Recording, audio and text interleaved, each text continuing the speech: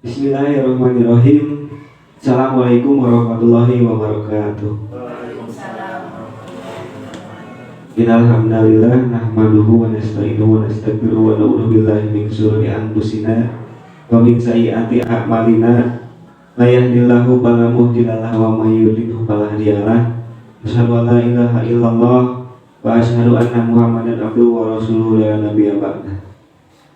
Puji dan syukur marilah kita panjatkan kepada Allah Subhanahu wa taala yang mana dalam kesempatan ini kita semua masih diberi kenikmatan, yaitu nikmat sehat, nikmat panjang umur, sehingga kita bisa berkumpul di sini dalam acara diseminasi modul 1.4 yaitu budaya positif. Semoga apa yang kita laksanakan di hari ini mendapat barokah darinya dan juga bermanfaat untuk kita semua. Amin ya rabbal alamin. Salawat dan salam semoga terlimpah curahkan kepada Nabi besar kita, Habibana wa Nabiyana Muhammad sallallahu alaihi wasallam, kepada para keluarganya, kepada para sahabatnya, dan juga kita semua sebagai umatnya. Mudah-mudahan kelak di yaumul akhir mendapat syafaat darinya. Amin ya rabbal alamin. Yang terhormat Bapak Kepala Sekolah SD Negeri 1 Kabupaten, serta Bapak dan Ibu sekalian yang saya hormati, alhamdulillah, untuk pertama saya ucapkan terima kasih kepada Bapak dan Ibu, khususnya kepada Bapak Kepala Sekolah SDN 1 Kabupaten yang telah mendukung sehingga terselenggaranya kegiatan ini, yaitu dalam rangka penyebaran diseminasi budaya positif sebagai salah satu aksi nyata dari modul 1.4 dalam kegiatan pendidikan guru penggerak angkatan 9 ini. Bapak dan Ibu yang berbahagia, apakah Bapak dan Ibu semangat? Semangat. Ya, alhamdulillah ya. Boleh speaking dulu ya. Boleh kita menghitung hak ya, barangkali ada yang sudah tahu, mungkin ada ya sebagian ya. Caranya yang pertama, ketika saya angkat angka 1 berarti H, kalau 2 HH, kalau 3 HHH, kalau 4 ya, kita mulai. 1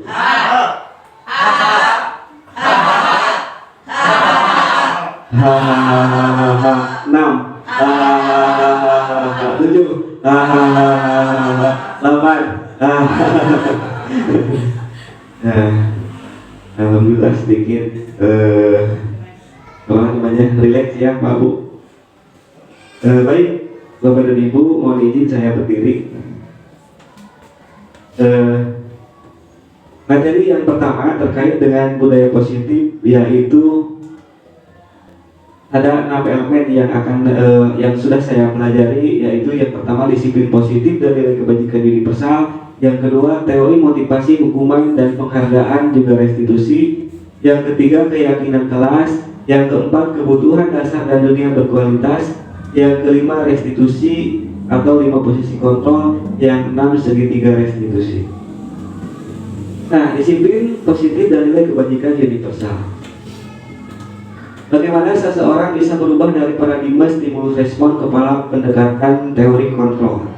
Karena biasanya atau di sekolah ini kita suka melaksanakan atau melakukan kegiatan stimulus respon itu kepada murid kita. Nah, di sini ada perbandingan terkait dengan stimulus respon dan teori kontrol atau pilihan. Yang pertama, stimulus respon, yaitu kita mencoba mengubah orang agar berpandangan sama dengan kita.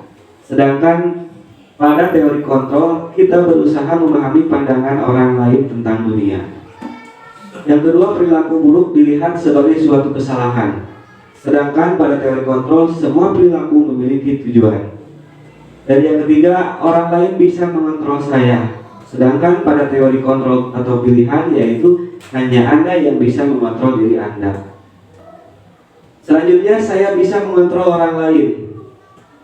Nah, dalam teori kontrol adalah Anda tidak bisa mengontrol orang lain. Kemudian stimulus respon, pemaksaan ada pada saat bujukan gagal. Ketika kita memaksa maka saat itulah terjadi pemaksaan ketika bujukan kita gagal. Kemudian kolaborasi dan konsensus menciptakan pilihan-pilihan baru. Yang terakhir, mode berpikir menang kalah. Jadi kita harus menang, orang lain harus kalah, itu dalam stimulus respon. Ketika kita memberikan hadiah atau misalkan ketika kita membujuk anak biasanya memberi penghargaan ya. Nah ini tujuannya adalah menang kalah. Kita mencoba untuk menang, sedangkan murid atau orang lain itu untuk kalah. Kemudian untuk teori kontrol atau pilihan adalah model berpikir menang-menang. Di sini maksudnya menang-menang itu seperti apa? Kira-kira saling menguntungkan. Nah, jadi kita mengontrol anak sehingga anak akan menjadi lebih baik. Maka ini disebut dengan model berpikir menang. Nah, lanjut. Teori kontrol menurut Dr. William Glasser yaitu meluruskan beberapa miskonsepsi tentang makna kontrol. Ya. Yang pertama, ilusi guru mengontrol murid. Nah, ini adalah sebuah ilusi ketika guru mengontrol murid. Yang kedua, ilusi bahwa semua penguatan positif efektif dan bermanfaat. Yang ketiga, ilusi bahwa kritik membuat orang merasa bersalah dapat menguatkan karakter. Seperti apa sih yang namanya membuat orang bersalah? Nah, nanti ada yang kita bahas di slide berikutnya. Ilusi bahwa orang dewasa memiliki hak untuk memaksa. Nah ini seperti orang tua memaksa pada anaknya, atau misalkan kita memaksa murid. Nah, ini adalah sebuah ilusi ketika teori kontrol ini akan menjadi lebih baik. Ternyata ini adalah miskonsepsi, yaitu konsep yang salah. Nah, berkaitan dengan disiplin positif tadi, di sini apakah makna kata disiplin? Coba, makna kata disiplin itu apa ya, Pak Bu? Taati tata tertib. Ada lagi? Jadi biasanya kata disiplin ini kita kaitkan dengan tata tertib, karena tata tertib dibuat untuk mengatur perilaku atau tindakan seseorang, sehingga diasumsikan menjadi kata atau makna disiplin karena dengan tujuan untuk mencapai disiplin. Baik. Makna kata disiplin di sini yaitu yang pertama berasal dari bahasa Latin, yaitu disiplina berarti belajar. Makna ini berkonotasi dengan disiplin diri dari murid-murid Socrates dan Plato. Disiplin diri membuat orang menggali potensinya menuju sebuah tujuan. Kemudian dalam budaya kita, makna disiplin berubah menjadi sesuatu yang dilakukan seseorang pada orang lain untuk mendapat kepatuhan. Kecenderungan umum adalah menghubungkan kata disiplin dengan ketidaknyamanan, bukan dengan apa yang kita hargai atau pencapaian suatu tujuan mulia. Nah itu jika dikaitkan dengan apa? Dengan tata tertib, karena nanti dibahas ya, tata tertib itu merupakan teori kontrol eksternal. Baik. Disiplin positif berarti disiplin diri yang ditentukan oleh motivasi internal. Nah ini penjelasannya ya, berkaitan dengan motivasi internal, yaitu dorongan dari dalam diri kita sendiri.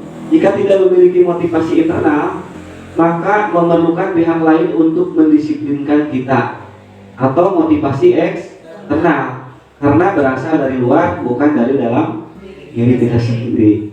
Disiplin positif merupakan pendekatan mendidik anak untuk melakukan kontrol diri dan pembentukan kepercayaan diri. Lanjut ya Pak Ibu. Nilai-nilai kebajikan. Nah ini berkaitan dengan disiplin positif. Jadi disiplin positif dan kebajikan universal. Seperti apa nilai kebajikan itu? Nilai kebajikan adalah sifat positif manusia yang merupakan tujuan mulia yang ingin dicapai setiap individu. Nilai tersebut universal dan lintas bahasa, suku, bangsa, agama, dan latar belakang. Nah, dengan mengaitkan nilai-nilai kebajikan yang diyakini seseorang, maka motivasi intrinsiknya akan terbangun, sehingga menggerakkan motivasi dari dalam untuk dapat mencapai tujuan mulia yang diinginkan. Ini adalah menurut Diani Lesson ya pada tahun 1998. Lanjut. Nah, nilai-nilai kebajikan universal sesuai dengan standar pendidikan nasional yang sudah disepakati oleh beberapa organisasi di Indonesia, yaitu profil pelajar Pancasila ya, dengan berapa elemen Pak Bu? Ya, ada 6 elemen. Yang pertama beriman dan bertakwa terhadap Tuhan Yang Maha Esa dan berakhlak mulia. Kemudian yang kedua berkebinekaan, global, gotong royong, relatif, kenalan kritis dan mandiri. Nah, dari elemen-elemen tersebut dipecah ya, dijabarkan lagi. Yang pertama adalah berakhlak, beriman dan bertakwa terhadap Tuhan Yang Maha Esa. Itu juga ada akhlak beragama, akhlak pribadi, akhlak kepada manusia dan lain sebagainya. Nah, jadi tolak ukur nilai-nilai kebajikan yang harus kita terapkan ini adalah profil pelajar Pancasila. Nah, selanjutnya ada motivasi perilaku manusia untuk menghindari ketidaknyamanan atau hukuman. Ini yang pertama. Pertanyaannya, apa yang akan terjadi saat saya tidak melakukannya? Maka ketika kita menerapkan atau seseorang itu menghindari ketidaknyamanan atau hukuman, maka akan ada pertanyaan ini dalam hatinya, apa yang akan terjadi saat saya tidak melakukannya? Kemudian untuk mendapatkan imbalan atau penghargaan dari orang lain atau instansi, maka pertanyaannya akan berbeda. Apa yang akan saya dapatkan jika saya melakukannya? Karena tolak ukurnya adalah imbalan. Jadi berpikirnya itu ke imbalan ya, ke dapatnya apa gitu. Selanjutnya untuk menghargai diri sendiri. Pertanyaannya, saya akan menjadi orang seperti apa jika melakukannya? Nah, berarti ini motivasi ketidaknyamanan atau hukuman ini berasal dari mana? Kalau hukuman itu dari ketidaknyamanan itu dari luar ya, dari luar. Jadi ini termasuk motivasi eksternal atau dari luar untuk mendapat imbalan. Nah, seseorang itu bertindak ketika mendapatkan imbalan atau penghargaan, ini juga sama, termasuk motivasi eksternal. Dan yang terakhir untuk menghargai diri sendiri. Coba, berarti ini adalah internal. Baik, sampai di sini Bapak dan Ibu bisa membedakan ya antara motivasi perilaku manusia yang ketiga motivasi ini. Selanjutnya, pertanyaan pemantik. Nah, kita diskusikan ya. Sebagai seorang pendidik, saat Anda perlu hadir di suatu pelatihan, motivasi apakah yang mendasari tindakan Anda? Yang pertama, apakah Anda hadir karena tidak ingin ditegur oleh pihak panitia atau pengawas Anda dan mendapatkan surat teguran? Berarti ini adalah menghindari ketidaknyamanan atau hukuman, karena ketika kita ditegur pasti kita tidak akan nyaman. Yang kedua, Anda ingin dilihat dan dipuji oleh lingkungan Anda atau mendapat penghargaan sebagai kepala sekolah berprestasi atau mungkin guru berprestasi ya. Nah, ini juga mendapatkan imbalan atau penghargaan dari orang lain. Yang terakhir, Anda ingin menjadi pembelajar sepanjang hayat, menjadi orang yang berusaha dan bertanggung jawab, serta menghargai diri Anda sendiri sebagai teladan bagi murid-murid Anda, guru-guru Anda, serta lingkungan Anda, karena Anda percaya tindakan Anda sebagai pemimpin pembelajaran akan jadi panutan oleh lingkungan Anda. Ini menghargai nilai-nilai kebajikan diri sendiri. Cuma Bapak dan Ibu ini mau pilih yang mana? Bagus ya, 3. Atau saat ini Bapak dan Ibu dalam posisi yang mana? Satu. Minimal kan menghindari ketidaknyamanan. Teori motivasi, hukuman, penghargaan dan restitusi. Nah, ini hukuman ini bersifat tidak terencana atau tiba-tiba, bersifat satu arah dari pihak guru yang memberikan dan murid hanya menerima suatu hukuman tanpa melalui suatu kesepakatan atau pengarahan dari pihak guru baik sebelum atau sesudahnya. Karena apa ini bersifat tidak terencana. Ketika si murid berbuat salah, berarti otomatis langsung ya tiba-tiba. Nah, itu hukuman. Misalkan datang pelamar, kamu ayo lari 2 keliling misalkan, push up. Itu tidak boleh, hukuman bisik apalagi. Kemudian konsekuensi. Nah, yang kedua, sudah terencana atau sudah disepakati, sudah dibahas dan disetujui oleh murid dan guru. Misalnya apa ini? Tata tertib, ya, tata tertib. Berarti ketika kita melanggar tata tertib, nah kita harus menanggung konsekuensi tersebut. Ya.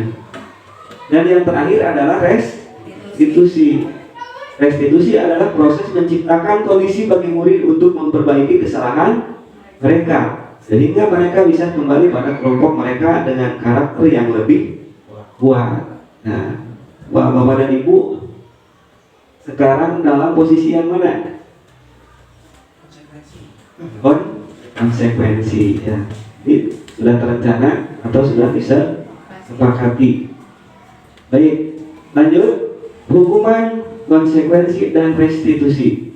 Pemberian hukuman adalah hal yang harus dihindari oleh guru, apalagi hukuman fisik terhadap murid. Ya. Yang kedua, konsekuensi bersifat memaksa sehingga membuat murid tidak nyaman dan hanya berdampak sementara. Namun, tata tertib atau aturan sekolah bisa dijadikan sebagai acuan tujuan disiplin. Maksudnya ini bagaimana Pak Bu? Memaksa sehingga murid tidak nyaman. Padahal ini kan sudah disepakati ya bersama. Tetapi kenapa bersifat memaksa dan juga bersifat sementara? Maksudnya bagaimana? Hampir sama dengan hukuman. Yang lain? Karena si anak melakukan hal tersebut saat ada tata tertib saja, di luar tidak ada tata tertib, si anak tidak akan melakukan hal tersebut. Iya, betul sekali Bu Nia ya. Jadi maksudnya berdampak sementara ini hanya berlaku ketika di sana ada tata tertib atau misalkan kita sudah membuat kesepakatan di sini.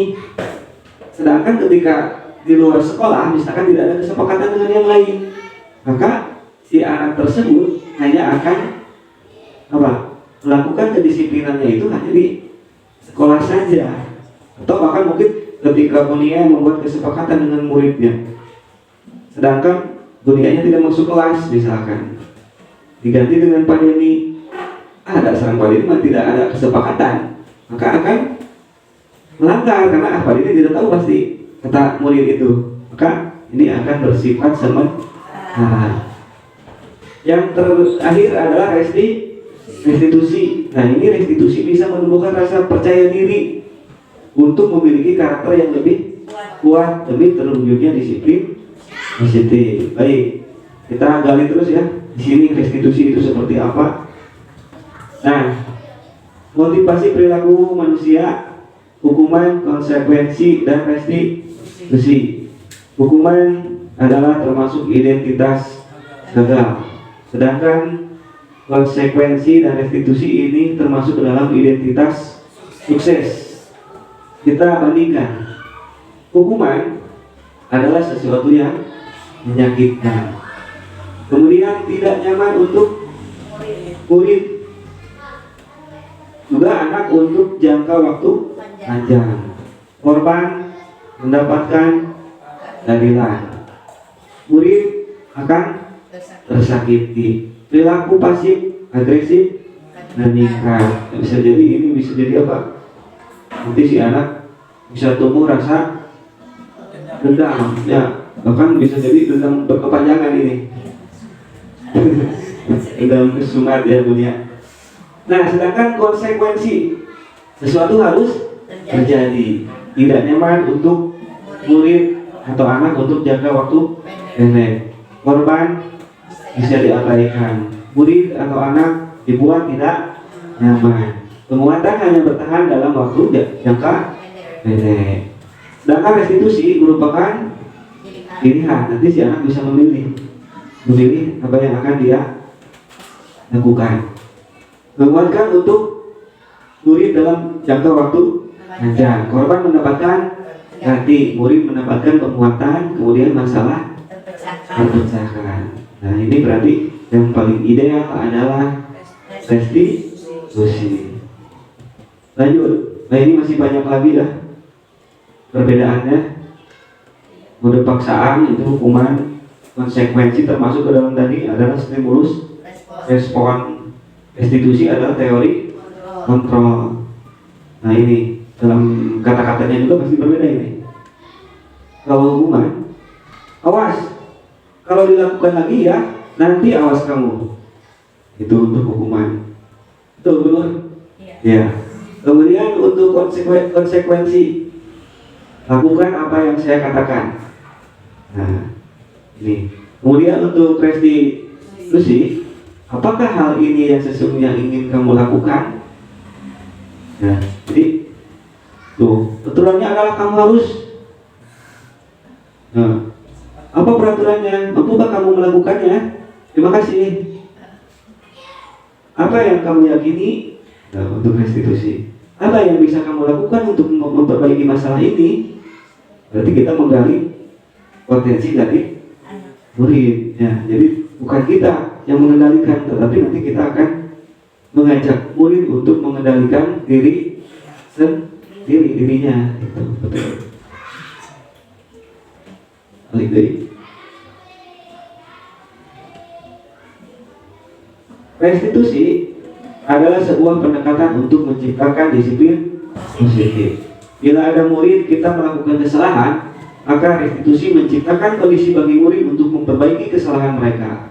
Murid akan memilih untuk belajar dari pengalaman dan membuat pilihan yang lebih baik di waktu yang akan datang. Nah, lanjut. Coba di sini ada beberapa pertanyaan. Kita berdiskusi ya, Pak Bu. Yang pertama, mencatat 100 kali di dalam buku kalimat saya tidak akan terlambat lagi karena terlambat ke sekolah. Coba ini termasuk hukuman atau konsekuensi? Hukuman. Betul ya, ini termasuk hukuman karena ini berlebihan. Nah, berlebihan mencatat 100 kali. Nah, lari mengelilingi lapangan basket 2 kali karena terlambat hadir di sekolah. Hukuman atau konsekuensi nih? Nah, lari mengelilingi lapangan basket 2 kali karena terlambat hadir di sekolah. Hukuman, ya betul. Membersihkan coretan yang dibuatnya di meja tulis. Nah, ini konsekuensi. Murid diminta bertelanjang kaki sepanjang hari karena tidak menggunakan sepatu warna hitam sesuai peraturan sekolah. Konsekuensi karena ini adalah peraturan sekolah. Kehilangan 10 menit jam istirahat untuk mengerjakan tugas karena terlambat datang dan tertinggal pelajaran selama 10 menit. Konsekuensi. Duduk di bangku di pinggir lapangan pada jam istirahat, tidak diizinkan bermain oleh guru piket karena mencederai teman saat bermain di lapangan. Ini hukuman. Karena kalau mencederai itu kan belum tentu disengaja atau tidak. Terlambat hadir di pembelajaran daring 15 menit dan diminta untuk tinggal 15 menit sesudah kelas usai untuk membahas ketinggalan pembelajaran. Konsekuensi, betul ya. Berdiri di depan kelas sambil mengangkat satu kaki karena tidak bisa menjawab pertanyaan. Hukuman. Masih ada kok, Bu? Tidak ya. Membersihkan tumpahan air di meja tulis karena tersenggol pada saat belajar. Konsekuensi. Membersihkan WC sekolah karena mematahkan pensil kawannya. Hukuman. Nah, jadi itu hukuman, konsekuensi, dan restitusi ya, pernyataan yang berkaitan dengan hukuman dan konsekuensi. Baik, Bapak dan Ibu, Kita lanjut, di sini ada keyakinan kelas. Mengapa keyakinan kelas? Mengapa tidak peraturan kelas saja? Nah, di sini ada contoh orang yang memakai helm dan orang yang memakai masker. Coba kaitannya dengan helm yang digunakan adalah apa? Nah, ini nilainya adalah nilai keselamatan. Sedangkan untuk yang memakai masker, nah ini dengan dikaitkan dengan kebajikan universal atau keyakinan yang disepakati bersama, yaitu kesehatan. Nah, dalam menyusun keyakinan kelas, pertama pembentukan keyakinan kelas di sekolah, yaitu keyakinan kelas bersifat abstrak, kemudian keyakinan berupa pernyataan-pernyataan universal, kemudian senantiasa dibuat dalam bentuk positif, kemudian tidak terlalu banyak sehingga mudah diingat. Sebaiknya sesuatu yang dapat diterapkan di lingkungan tersebut. Kemudian semua warga kelas hendaknya ikut berkontribusi dalam pembuatan keyakinan kelas lewat kegiatan curhat pendapat. Bersedia meninjau kembali keyakinan kelas dari waktu ke waktu. Nah, ini nanti Bapak dan Ibu bisa mempraktikannya di kelas masing-masing. Kita membuat keyakinan kelas bersama murid di kelas. Untuk selanjutnya, ini contoh keyakinan kelas. Keyakinan kelas 1 contohnya, silakan Bapak dan Ibu perhatikan ya. Nah, ada yang menarik tidak, poin yang mana? Nah, keyakinan kelas, setiap anggota kelas perlu senang. Setiap anggota kelas perlu merasa aman. Kemudian untuk keyakinan kelas 5, senantiasa membantu, berkomitmen terhadap setiap tugas. Nah, berkomitmen terhadap setiap tugas. Nah, lanjut Pak Bu.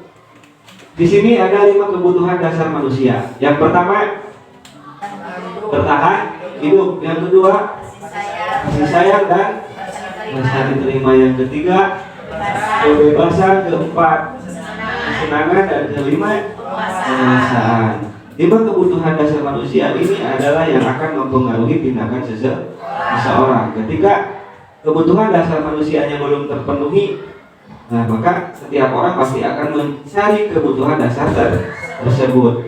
Seperti halnya murid di sekolah, kodrat murid ini adalah bermain, yaitu untuk memenuhi kebutuhan dasar kesenangan. Bahkan mungkin ada yang ketika belajar itu bagaimana?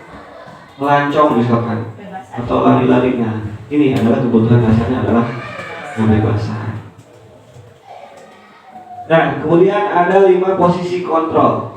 Yang pertama adalah sebagai penghukum, yang kedua membuat rasa bersalah, yang ketiga teman, yang keempat memantau, yang kelima mengajar. Ada berapa Pak Bu? Bapak dan Ibu ada di posisi mana coba? Ya, sebagai teman, atau mungkin ada yang memantau ya. Kita lihat.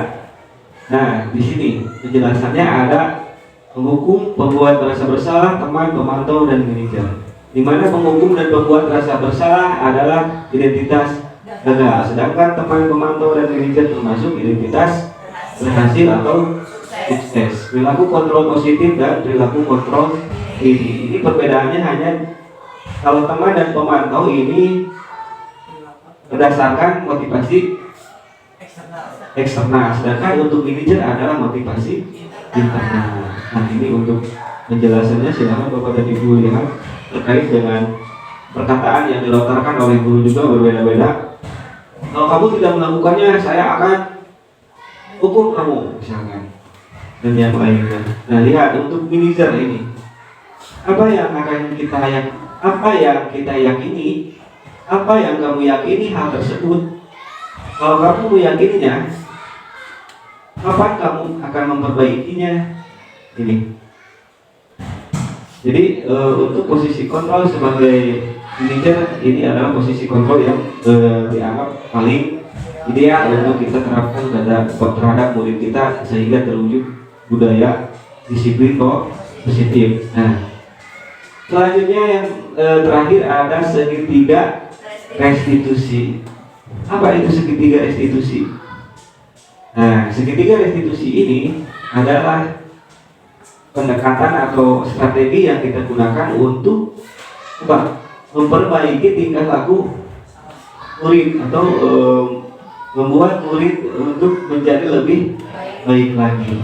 Di sini ada 3 tahapan dalam segitiga restitusi. Yang pertama, menstabilkan identitas. Yang kedua, validasi tindakan yang salah. Dan yang terakhir, menanyakan keyakinan. Menstabilkan identitas. Nah, ini bertujuan untuk mengubah identitas anak dari orang yang gagal karena melakukan kesalahan menjadi orang yang sukses. Kemudian validasi tindakan yang salah. Nah, ini dengan tujuan yaitu memenuhi kebutuhan dasar.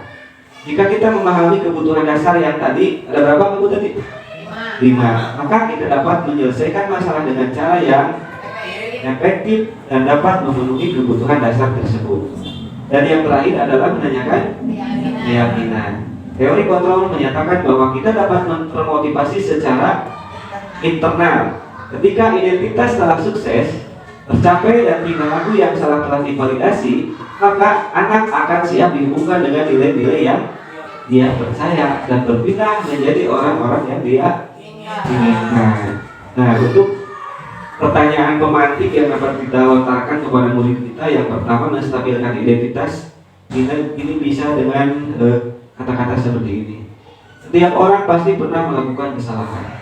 Yang kedua, kamu bukan satu-satunya orang yang pernah melakukan ini, sehingga identitas murid ini akan stabil dan tidak down atau tidak terpuruk ketika dia melakukan kesalahan. Nah, sesudah identitasnya stabil, maka kita lanjutkan kepada tahapan yang kedua, yaitu validasi tindakan yang salah. Kalimatnya yang pertama, kamu tentu punya alasan mengapa melakukan ini. Nah, ini dikaitkan dengan kebutuhan dasar yang tadi. Karena pasti setiap orang itu melakukan kesalahan itu karena memiliki alasan. Misalkan si anak kesiangan, kita tanyakan alasannya apa? Alasannya main game malam hari. Nah, boleh saja main game, tetapi apakah ada cara yang lebih efektif untuk mendapatkan apa yang kamu butuhkan? Karena main game ini adalah kebutuhannya untuk mendapat kesenangan. Kita tanya lagi cara yang efektif. Nanti si anak tersebut akan menjawab, oh iya, nanti saya main gamenya bisa sore hari atau tidak sampai malam hari. Nah, keyakinan kelas apa yang telah kita sepakati? Nah, kemudian menanyakan keyakinan yang sudah kita sepakati atau keyakinan kelas yang kita sudah buat di kelas bersama murid tersebut. Oh iya Pak, misalkan senantiasa disiplin waktu. Nah, si anak akan ingat, oh berarti saya belum menggunakan keyakinan kelas tersebut. Nah, kemudian tanyakan, kamu ingin menjadi orang yang seperti apa? Apakah kamu ingin seperti itu yang terus kesiangan atau tidur sampai larut malam? Tidak Pak, mungkin nanti saya ingin seperti polisi, seperti tentara. Karena tentara dan polisi itu terlihat disiplin dalam berbarisnya juga. Bagus gitu. Nah, ini jadi seperti itu. Ini terkait dengan segitiga restitusi ini untuk strategi yang digunakan ketika menghadapi orang atau murid yang bermasalah atau yang melakukan kesalahan.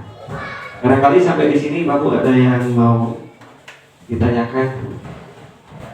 Boleh Pak, silakan. Terima kasih atas waktunya. Mungkin ini bukan pertanyaan, tetapi lebih ke pandangan dari rekan-rekan, Bapak Ibu guru, pengalaman saya sama kita. Waktu itu lagi ada belajar menulis ya di kelas 1. Ada 2 mahasiswa, yang sebut saja namanya Alis.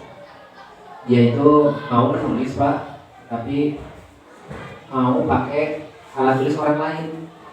Nah, kebetulan yang dia mau itu pensil warna ink milik temannya Faisal. Karena memang Faisal tidak mau memberikannya, nah terjadilah keributan gitu Pak. Yang satu mau tulis tapi pakai pensil warna, dan pensil warna itu sudah diambil dari tulis Faisal. Nah, Faisal mempertahankan barang miliknya karena dia tahu pensilnya itu kan baru Pak, baru satu full set baru dan belum diserut. Nah, sama Haris langsung diserut. Nah, Faisal kan jadi ribut di sana.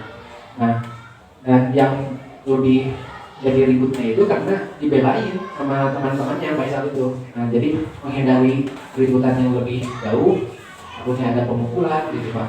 Nah, saya ketika itu bilang ke Faisal, kalau kamu pasang pensil untuk hari supaya nulis, nanti diganti sama bapak gitu. Nah, satu set gitu.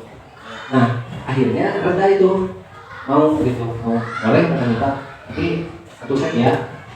Nah, ketika saya tadi lihat penjelasan dari presentasi bapak tadi, saya merasa apa yang saya lakukan itu kayaknya sih kurang tepat gitu. Nah, bagaimana pandangan dari bapak, rekan-rekan mengenai apa yang sudah saya lakukan dan apa yang harus saya lakukan, karena saya belum memberikan pensil pengganti itu. Itu barangkali Pak yang saya tanyakan.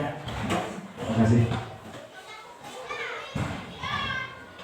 Ya, terima kasih Pak Didik. Mungkin banyak sebetulnya ya permasalahan yang terjadi di dalam kelas, dan mungkin itu salah satunya yang sudah disampaikan Pak Didik terkait dengan siapa tadi Pak? Aris. Jadi meminjam pensil kepada temannya, kemudian temannya tidak mau memberi, sehingga mungkin terjadi keributan. Baik. Dan Pak Didik mau memberikan rujukan dan mau menggantinya gitu ya Pak. Ya, sebetulnya itu tidak ada yang salah Pak, karena mungkin untuk menjaga keributan pada waktu itu bisa saja apa saja yang akan kita lakukan. Namun berkaitan dengan segitiga restitusi ini, karena segitiga restitusi ini tidak bisa dilakukan pada waktu itu, pada waktu kejadian. Nah, jadi biarkan saja untuk waktu itu, silakan. Karena dengan posisi stimulus respon itu kan ya itu juga tidak apa-apa, karena itu juga termasuk ke dalam identitas yang sukses. Kalau misalkan menghukum dan membuat rasa bersalah itu identitas gagal. Namun untuk mengkondisikan si murid agar menjadi orang yang lebih baik lagi, bukan hanya karena stimulus. Dan tadi kedengarannya katanya lagi ya Pak, lagi kapan Pak mau diganti? Nah itu, berarti konsekuensinya Pak Didik juga harus menepati janji yang sudah diberikan, supaya nanti tidak ada efek yang tidak baik, yang negatif itu yang terjadi pada murid tersebut. Nah, nanti Pak Didik bisa melakukan segitiga restitusi ini. Nah ini, karena mungkin si murid tersebut juga pasti memiliki kebutuhan yang belum terpenuhi dan juga memiliki alasan. Alasannya itu adalah tadi yang berkaitan dengan 5 kebutuhan dasar tersebut. Nah, untuk selanjutnya Pak Didik juga bisa membuat apa tadi? Ya, keyakinan kelas. Di sini ada Pak. Nah, percaya dan menghormati orang lain serta barang miliknya, sehingga nanti ketika terjadi lagi kejadian seperti itu, kita bisa mengingatkan si murid tersebut terkait dengan keyakinan kelas yang sudah disepakati bersama. Barangkali itu Pak, atau ada yang mau menanggapi, silakan. Tidak ada? Ya. Terima kasih. Mungkin itu yang dapat saya sampaikan terkait dengan budaya positif. Dan kita sebagai guru mungkin adalah kewajiban kita sebagai guru untuk mewujudkan disiplin positif di sekolah ini. Kita senantiasa harus bekerja sama atau kolaborasi untuk menciptakan budaya positif di sekolah kita ini. Siap tidak Pak? Ya, baik. Terima kasih. Mungkin itu yang dapat saya sampaikan. Ditutup saja dengan wabillahi taufiq wal hidayah. Wassalamualaikum warahmatullahi wabarakatuh.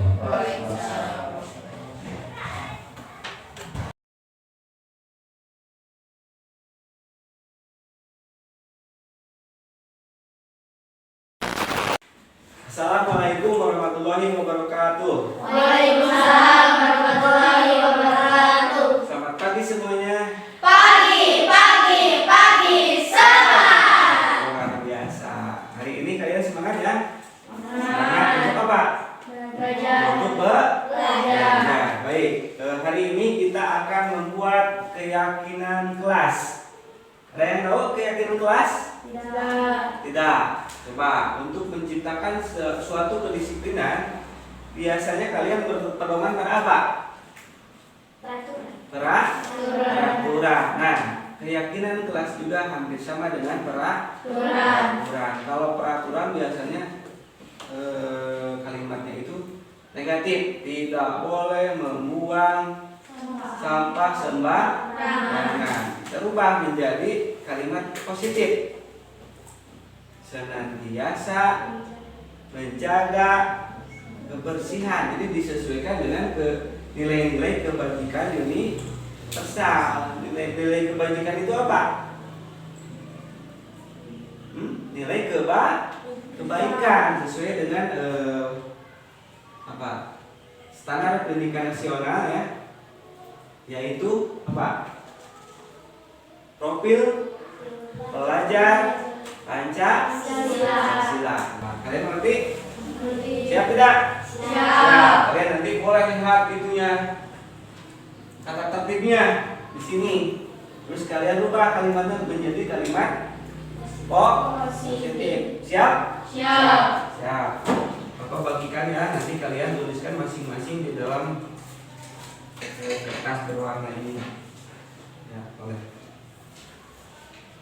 Ke belakang.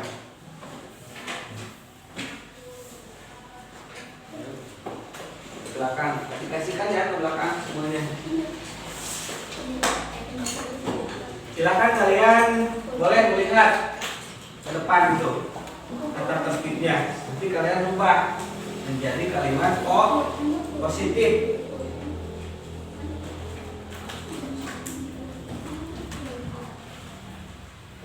Silakan lihat dulu semuanya di sana.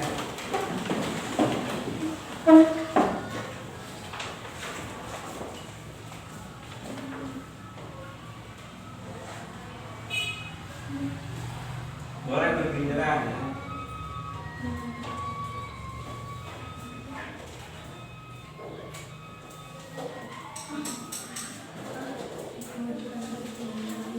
Sudah. Ya, boleh duduk dan tulis. Tulis tadi.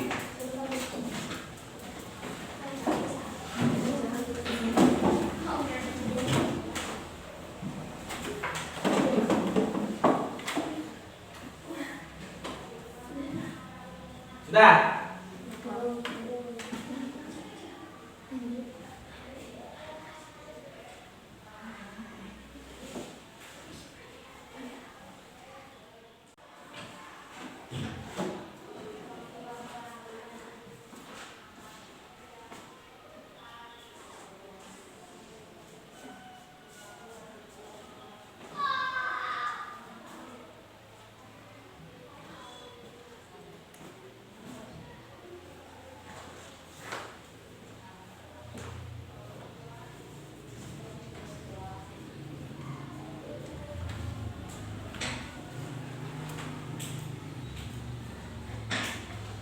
Ya, boleh. Yang sudah boleh ditempel.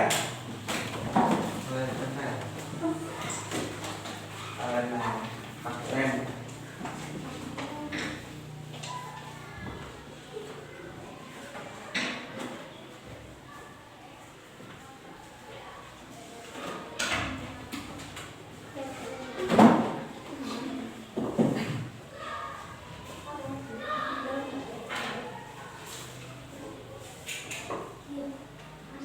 Ya.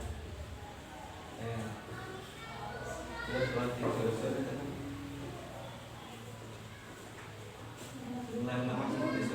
nah, sudah. Yuk. Boleh dimana saja bebas, mau di atas atau di bawah.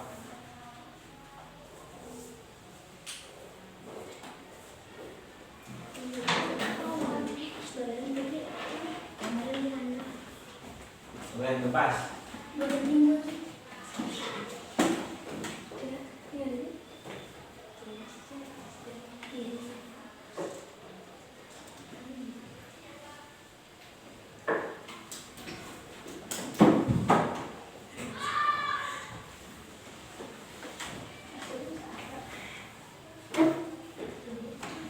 Ya, terima kasih.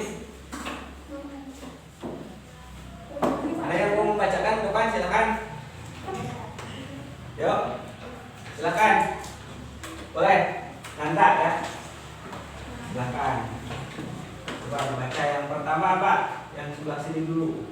Senantiasa menjaga kebersihan. Ya, terus Senantiasa disiplin waktu. senantiasa disiplin waktu, Senang menjaga ketertiban. senang menjaga ketertiban, Senantiasa tepat waktu. senantiasa tepat waktu, Aktif dalam belajar. aktif dalam belajar, Mengerjakan tugas dengan baik. mengerjakan tugas dengan Makan ketika istirahat. makan ketika istirahat dan Senantiasa menjaga fasilitas sekolah. senantiasa menjaga fasilitas sekolah. Terima kasih. Ya, berarti keyakinan kelas di kelas 6 ini sudah ada. Ya, berarti harus bagaimana kalian? Dengan ini keyakinan kelas ini yang buat siapa? Nah, buat kalian semua. Berarti senantiasa kita bagaimana akan mengindahkan keyakinan kelas yang sudah kita buat. Setuju? Setuju. Baik, terima kasih. Semoga dengan adanya keyakinan kelas ini akan tercipta disiplin positif atau budaya positif di sekolah kita. Amin.